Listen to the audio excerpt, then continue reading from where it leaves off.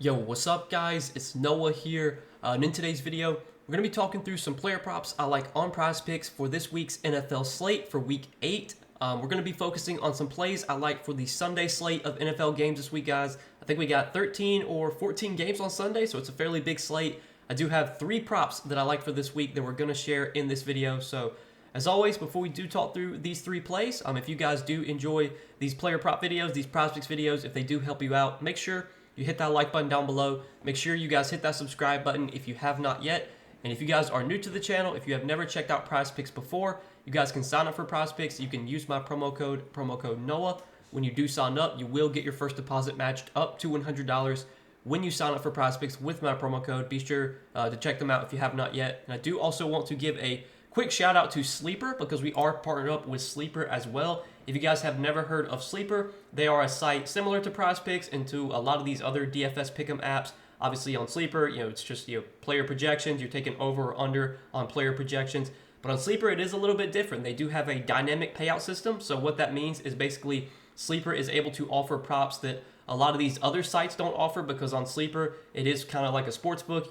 Whether you take the over or the under on a prop, the payout will change based on the odds of the play hitting. If the play has a high chance of hitting, you'll get a lower payout. But if the play doesn't have a high chance of hitting, well, you can get like a higher payout for that. So for example, like for NFL, Sleeper can offer touchdown props for like a bunch of players that Prizepicks can't offer, and they can give you some high payouts on those touchdown props. So you can take a look at the Sleeper board and see if there's any props you like for this week 8 slate. I know that on Sleeper right now, I'm pretty sure this is something they're going to be doing permanently. I think it's all new users. You do get a free square when you sign up for Sleeper. Deposit and use that promo code Noah. You get a free square, and Sleeper does do a lot of other discounts as well. But you'll get a free square when you do make your first deposit using that promo code. So be sure to check out Sleeper, guys. Download their app either on the App Store or the Google Play Store.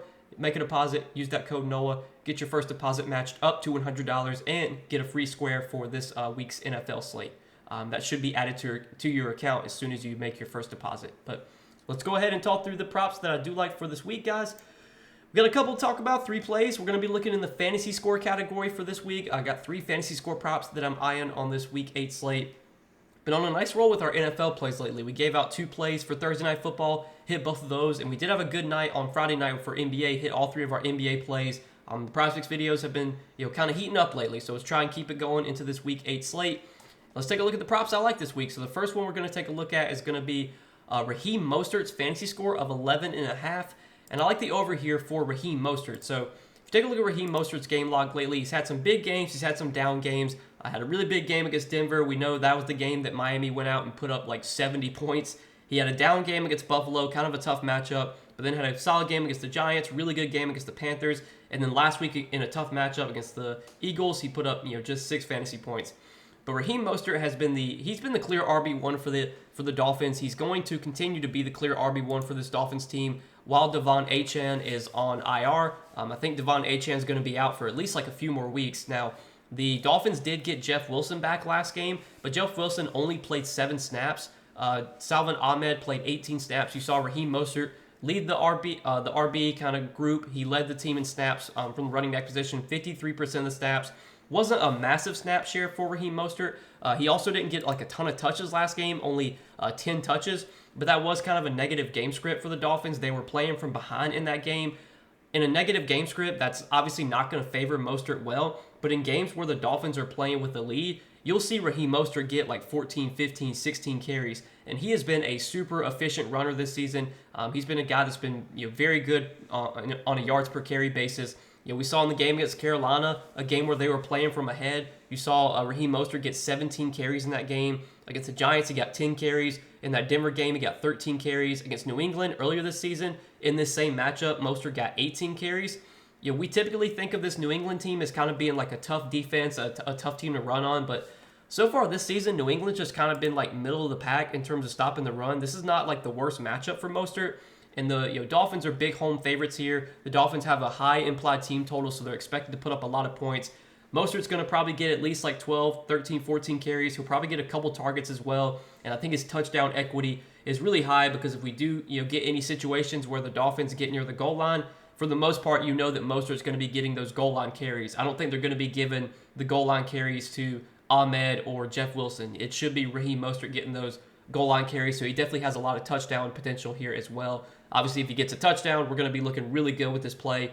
I could see Mostert going over this line, though, without scoring a touchdown because he could get like 60, 70 rush yards. He could get a couple catches. So I think this line of 11.5 is a little bit too low on Raheem Mostert.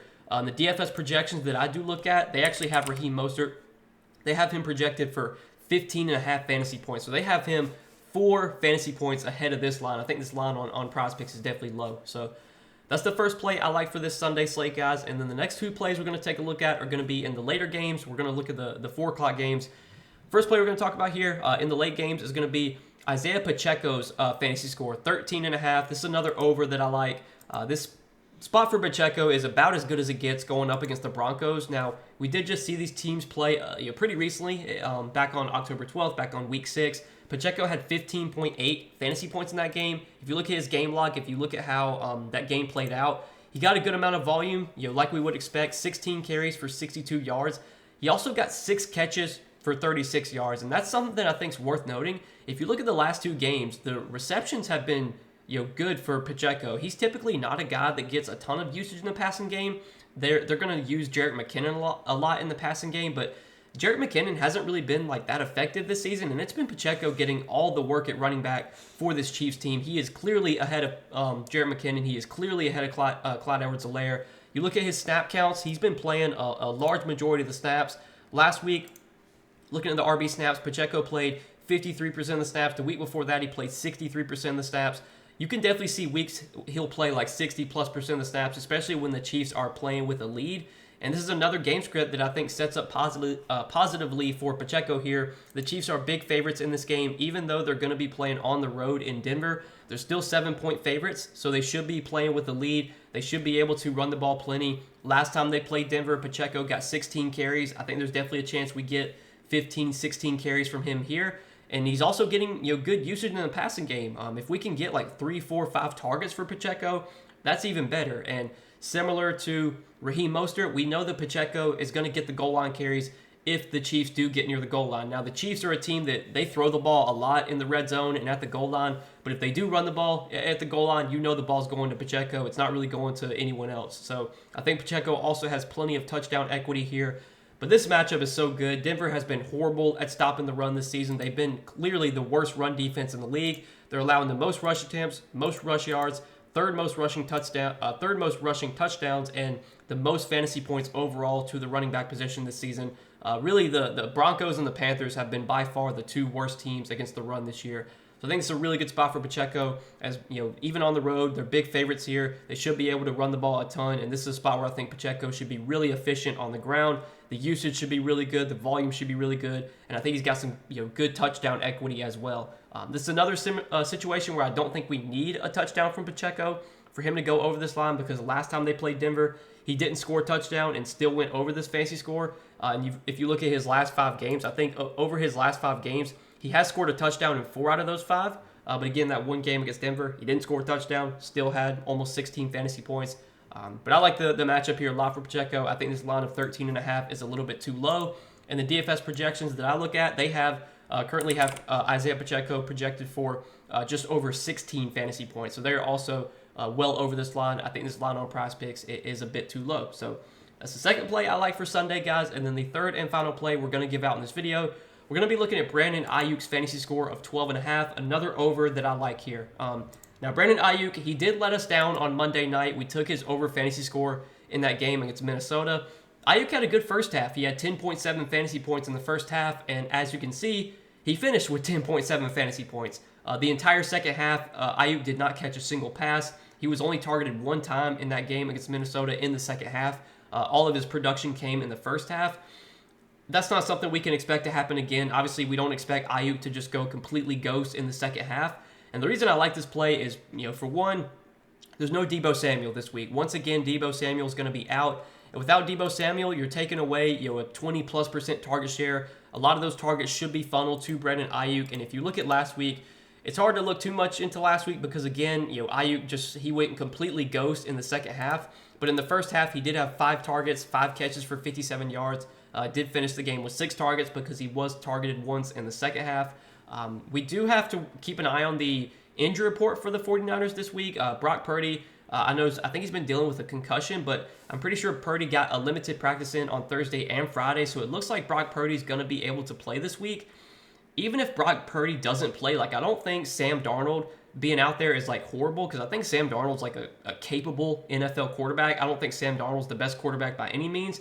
But if it does wind up being Sam Darnold who starts on Sunday, I don't think that's I don't think we're just drawing dead with this Ayuk bet. I think Ayuk can still get there. I would prefer that Purdy starts, but even if Darnold starts, I think we're fine.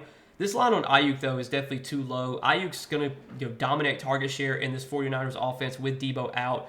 The 49ers, they're not typically a pass-heavy team, but this is a spot where they definitely could have to air the ball out a little bit. Going up against Cincinnati, a good offense, a team that can put up points.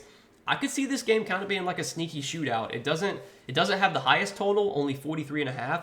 I know the 49ers have a really good defense, but this Bengals offense, when they're clicking, they can put up a ton of points. If they're able to put up some points on the 49ers defense, that could definitely force the 49ers to have to air it out a little bit more, and hopefully that'll mean plenty of opportunity for Brandon Ayuk, plenty of targets heading his way. And if you look at Ayuk's games without Deebo Samuel in the past, he's had some really good games without Deebo Samuel. Last year against the Raiders, he had 9 catches, 101 yards and a touchdown, 26 fantasy points in that game. Against Washington, he had 5 catches for 81 yards. Pretty much over his last, let's just say, last 5 games without Deebo, he's gone over this line in 3 out of 5.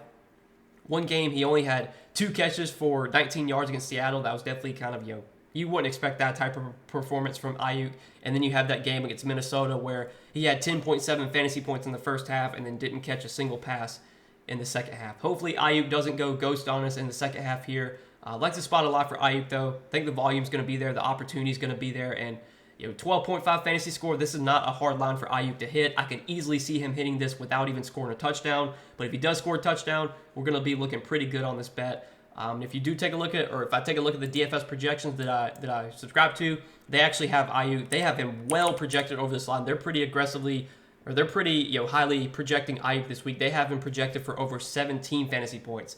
This line of 12.5 on Prizepicks, that's a huge difference, nearly a 5-point difference. I'll take that bet any day of the week. The projections that I use, that I feel really good about these are projections that I've used for at least the last few years for my own DFS play, and I've had a lot of success using these projections. So I like comparing them to Prizepicks and kind of making some decisions that way. These are 3 props, guys, that I do like for this Week 8 NFL slate for Sunday. Raheem Mostert, more than 11.5 fantasy score. Isaiah Pacheco, more than 13.5 fantasy score. And Brandon Ayuk, more than 12.5 fantasy score. You guys can run these 3 plays as just a 3-pick entry. I typically don't play 3-pick entries on Prizepicks because the payouts are not the best. If you want to break them up, though, and run them as 2-pick entries, you can do that. Or you could add a couple plays that you like and make like a 5-pick or a 6-pick entry. It's totally up to you. These are 3 plays, guys, that I do like for this NFL slate on Sunday. I'll be giving out some more plays for this slate. I'll be giving those over on Patreon. So if you guys do want more Prizepicks plays from me, be sure to check out the Patreon linked down below in the description. I hope you guys enjoyed this video. As always, appreciate you watching. Hit that like button if you guys did enjoy. Hit that subscribe button if you have not yet. And be sure to go check out Prizepicks as well, guys. If you're not signed up for Prizepicks yet, use that promo code NOAH. Get your first deposit matched up to $100 when you sign up for Prizepicks with my promo code. But good luck this week, guys. Thanks as always for watching the videos, supporting the content. Appreciate you guys a ton. We'll see you in the next one.